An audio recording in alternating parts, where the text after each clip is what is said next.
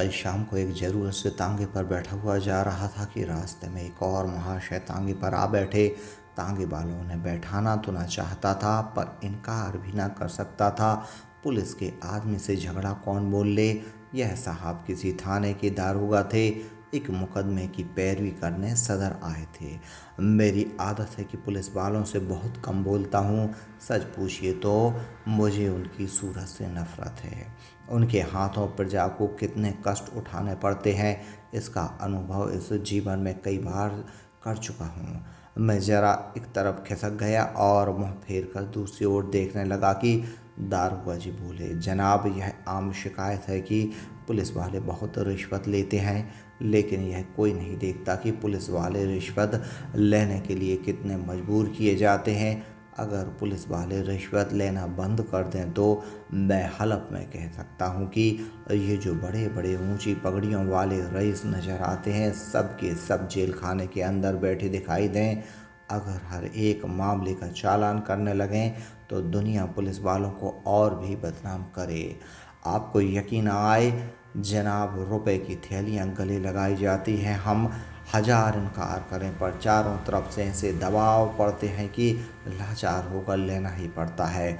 मैंने उपहास से भाव से कहा, जो काम रुपए लेकर किया जाता है वही काम बिना रुपए लिए भी तो किया जा सकता है। दारोगा जी हंसकर बोले, वह तो गुनाह बेइज्जत होगा। अब बंदा परवर पुलिस का आदमी इतना कट्टर देवता नहीं होता और मेरा ख्याल है कि शायद कोई इंसान भी इतना बैलेंस नहीं हो सकता। और सींगों के लोगों को भी देखता हूँ, मुझे तो कोई देवता ना मिला। मैं अभी इसका कुछ जवाब दे ही रहा था कि एक मियाँ साहब लंबी अचकन पहने, तुर्की टोपी लगाए तांगे के सामने से निकले। दारोगा जी ने उन्हें देखते ही झुककर सलाम किया और शायद मिजाज शरीफ पूछना चाहते थे कि उस भले आदमी ने सलाम का जवाब गालियों से देना शुरू कर दिया। जब तांगा कई कदम आगे निकल आया तो वह एक पत्थर लेकर तांगे के पीछे दौड़ा। तांगे वाले ने घोड़े को तेज किया, उस भले मानुस ने भी कदम तेज की और पत्थर फेंका। मेरा सिर बाल बाल बच गया। उसने दूसरा पत्थर उठाया, वह हमारे सामने आकर गिरा। तीसरा पत्थर इतनी जोर से आए कि दारोगा जी के घुटने में बड़ी चोट आई। पर इतनी देर में तांगा इतनी दूर निकल आया था कि हम पत्थरों की मार से दूर हो गए थे। हाँ, गालियों की मार अभी तक जारी थी।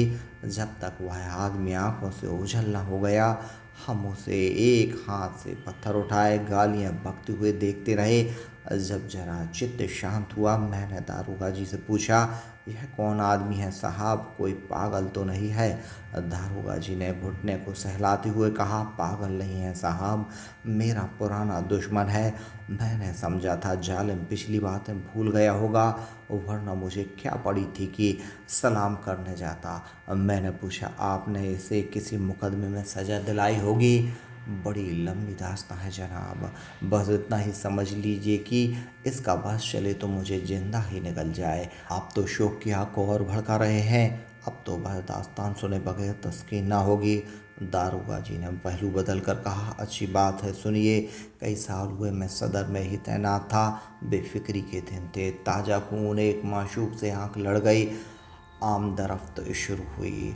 अभी जब उस हसीना की याद आती है तो आंखों से आंसू निकल आते हैं। बाजारू औरतों में इतनी हया, इतनी वफा, इतनी मुरव्वत मैंने नहीं देखी। 2 साल उसके साथ इतने लुत्फ से गुजरे कि आज भी उसकी याद करके रोता हूँ। अगर किस्से को बढ़ाऊंगा नहीं वरन अधूरा ही रह जाएगा।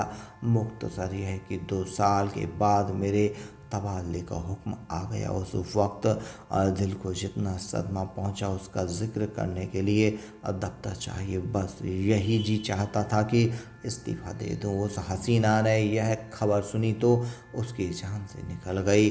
सफ़र की तैयारी के लिए मुझे 3 दिन मिले थे। ये 3 दिन हमने मंसूबे बांधने में काटे। उस वक्त मुझे अनुभव हुआ कि औरतों की अक्ल से खाली समझने में हमने कितनी बड़ी गलती की है। मेरे मंसूबे शेख चिल्ली कैसे होते थे, कलकत्ते भाग चलें, वहाँ कोई दुकान खोल दें या इसी तरह कोई दूसरी तजवीज़ करता, लेकिन वह यही जवाब देती कि अभी वहाँ जाकर अपना काम करो, जब मकान बंदोबस्त हो जाए तो मुझे बुला लेना, मैं दौड़ी चली आऊँगी। आखिर जुदाई की घड़ी आए, मुझे मालूम होता था कि अब जान न बचेगी। गाड़ी का वक्त निकला जाता था और उसके पास से उठने का नाम न लेता था, मगर मैं फिर किस्से को तूल देने लगा। खुलासा यह है कि उसे 2-3 दिन में बुलाने का वादा करके रुखसत हुआ, पर अफसोस वे 2-3 दिन कभी नहीं आए। पहले 10-5 दिन तो अफसरों से मिलने और इलाके की देखभाल में गुजरे। इसके बाद घर से खत आ गया कि तुम्हारी शादी तय हो गई और रुखसत लेकर चले आओ। शादी की खुशी में उस वफा की देवी की मुझे फिक्र ना रही। शादी करके महीने भर बाद लौटा तो बेबी साथ थी, रही सही याद भी जाती रही। उसने 1 महीने के बाद एक खत भेजा, पर मैंने उसका जवाब न दिया। डरता रहता था कि कहीं एक दिन वह आकर सिर पर सवार न हो जाए, फिर बीवी को मुँह दिखाने लायक भी न रह जाऊंगा। साल भर के बाद मुझे एक काम से सदर आना पड़ा। उस वक्त मुझे उस औरत की याद आई। सोचा जरा चल कर देखना चाहिए किस हाल में है। फौरन अपने खत न भेजने और इतने दिनों तक न आने का जवाब सोच लिया और उसके द्वार पर जा पहुंचा। दरवाज़ा साफ सुथरा था, मकान की हालत भी पहले से अच्छी थी। दिल की खुशी हुई कि उसकी हालत इतनी ख़राब नहीं जितनी मैंने सोची थी। और क्यों ख़राब होने लगी? मुझ जैसे दुनिया में क्या और आदमी ही नहीं है?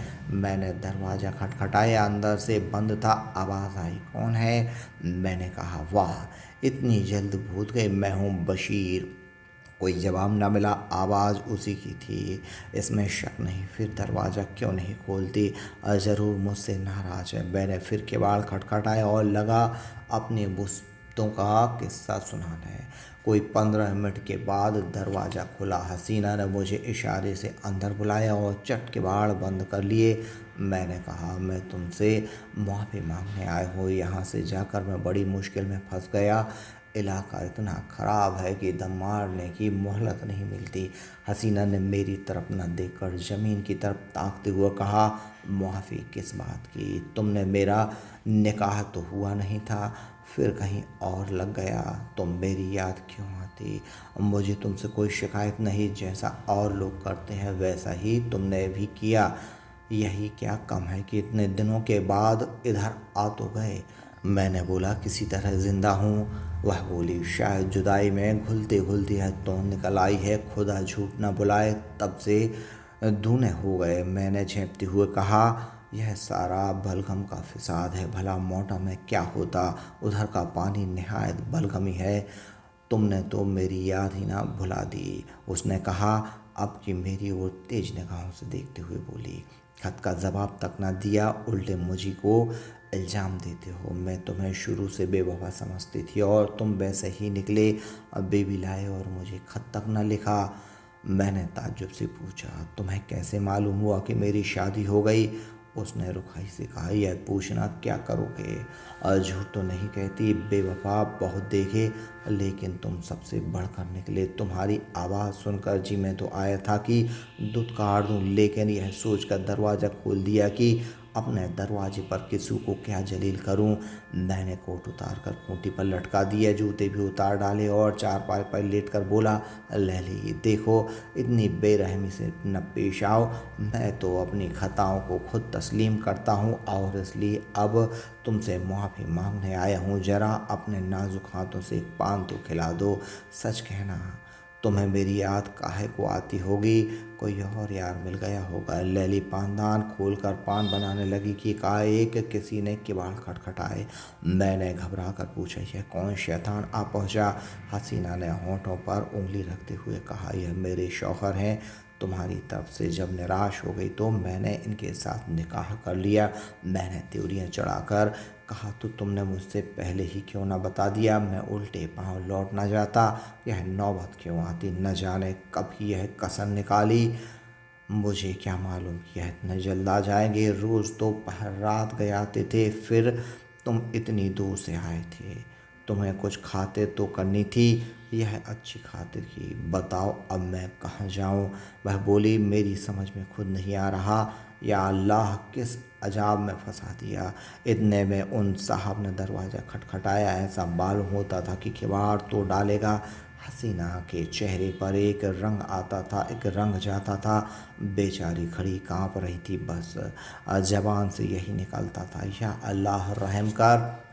बाहर से आवाज़ आई, अरे तुम क्या सरे शाम सो गई?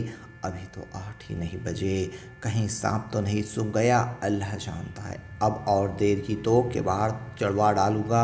मैंने गिड़गिड़ा कर कहा, खुदा के लिए मेरे छिपने की कोई जगह बताओ, पिछवाड़े कोई दरवाज़ा नहीं है क्या? वह बोली, नहीं। मैंने कहा, संडास तो है? वह बोली, सबसे पहले वह वहीं जाएंगे। मैंने कहा, अच्छा, वह सामने कोठरी कैसी है? वह बोली, हाँ है तो, लेकिन कहीं कोठरी खोल कर देखा तो? मैंने कहा, क्या बहुत डबल आदमी है? वह बोली, तुम जैसे को तो बगल में दबा ले। मैंने कहा, तो खोल दो कोठरी। वह ज्यों ही अंदर आएगा मैं दरवाज़ा खोल कर निकल भागूंगा। हसीना ने कोठरी खोल दी, मैं अंदर जा घुसा, दरवाज़ा फिर बंद हो गया। मुझे कोठरी में बंद करके हसीना ने जाकर सदर दरवाज़ा खोला और बोली, क्यों किवाड़ तोड़े डालते हो? आ तो रही हूँ।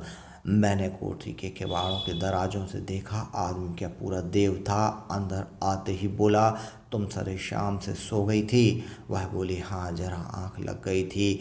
वह बोला, मुझे तो ऐसा मालूम हो रहा था कि तुम किसी से बातें कर रही हो। वह बोली, बहम की दवा तो लुकमान के पास भी नहीं।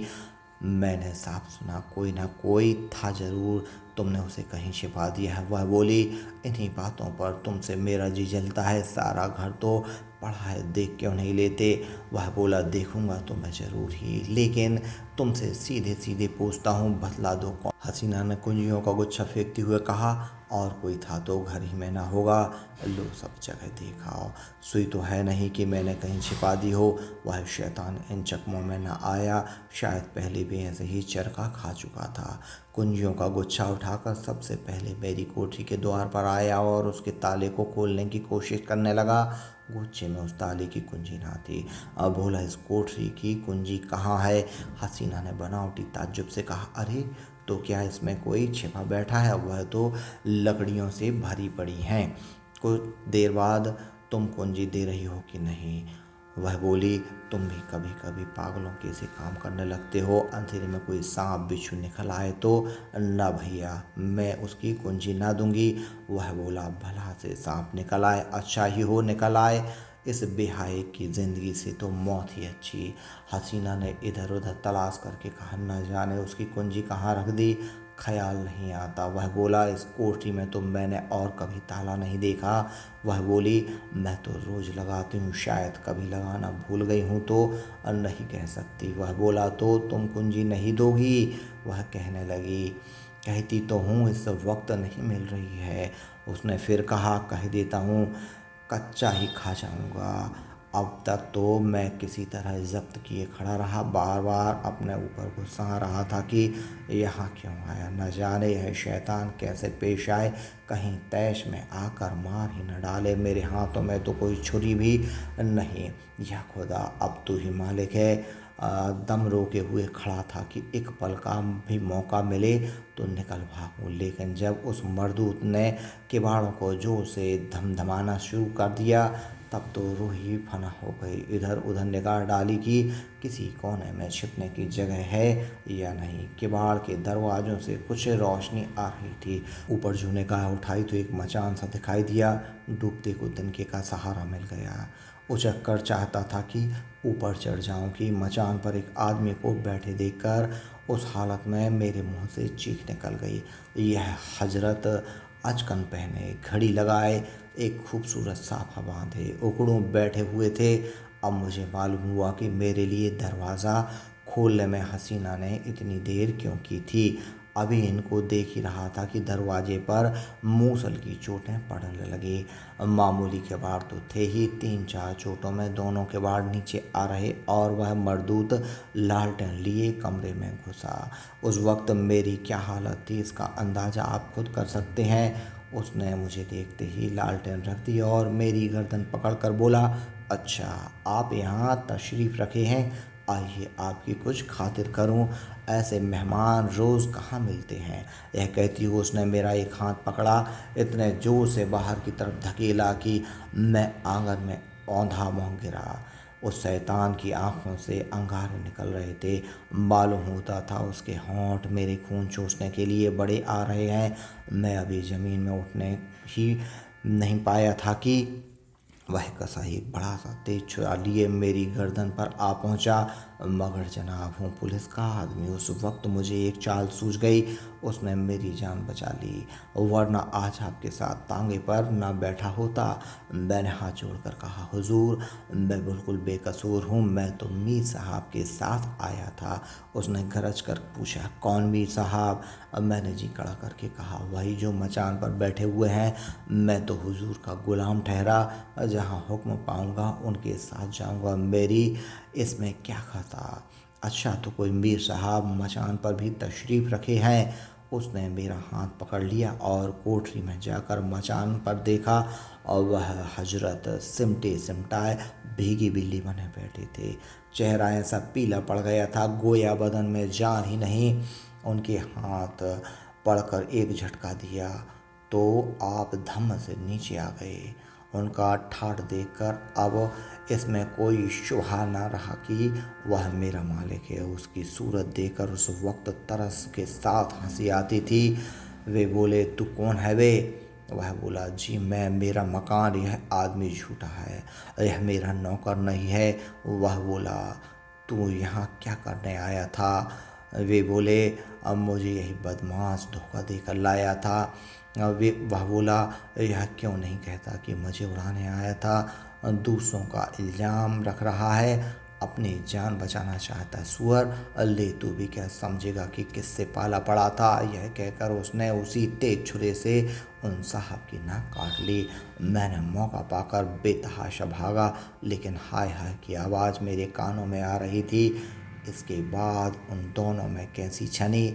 हसीना के सिर पर क्या आफत आई, इसकी मुझे कुछ खबर नहीं। मैं तब से 20 बार सदर आ चुका हूँ, पर उधर भूल कर भी नहीं गया। यह पत्थर फेंकने वाले हजरत वही थे जिनकी नाक कटी थी। आज न जाने कहाँ से दिखाई पड़ गए और मेरी शामत आई कि उन्हें सलाम कर बैठा। आपने उनकी नाक की तरफ शायद ख्याल नहीं किया। मुझे अब ख्याल आया कि उस आदमी की नाक को चिपटी थी। अब बोला, हाँ, नाक को चिपटी तो थी, मगर आपने उस गरीब को बुरा चरका दिया। वह बोले, और करता भी क्या? आप दोनों मिलकर उस आदमी को क्या ना दबा लेते? वह बोले, ज़रूर दबा लेता, मगर चोर का दिल आधा होता है। उस वक्त अपनी अपनी पड़ी थी कि मुकाबला करने की सूझ थी। कहीं उस रमझल्ले में धर दिया जाता तो आबरू अलग जाती और नौकरी से अलग हाथ धोता। मगर अब इस आदमी से होशियार रहना पड़ेगा। इतने में चौका आ गया और हम दोनों ने अपनी अपनी राह ली।